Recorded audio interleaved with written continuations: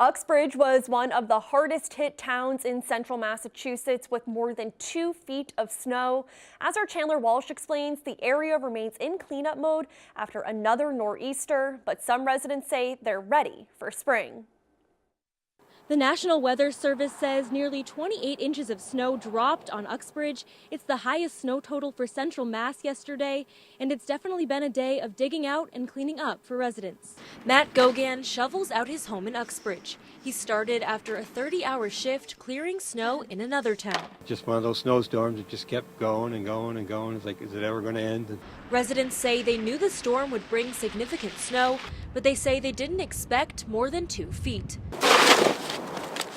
I was surprised until I came home and had to shovel it. Uxbridge Fire Chief Bill Kessler says the department hasn't gotten many snow-related calls. Despite the snow totals, he says the town is already running smoothly. What was really impressive was the lack of cars on the street. People stayed home, which allowed the highway crews to get out and keep roads as clear as they could. Chief Kessler reminds residents to clear around hydrants on their property while digging out. He says blocked hydrants can delay an emergency fire response. With the snow like this, we don't have a big staff on during the day, so we can't get out and clear all the hydrants.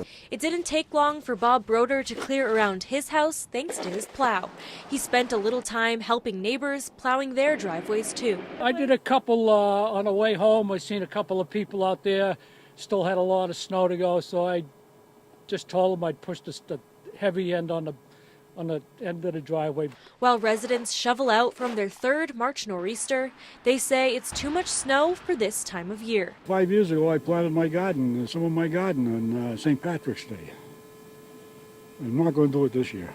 Some residents I spoke to say they're looking forward to spring. They're going to have to wait for all of these snow piles to melt. In Uxbridge, Chandler Walsh, Worcester News Tonight. Sounds good. Thank you, Chandler.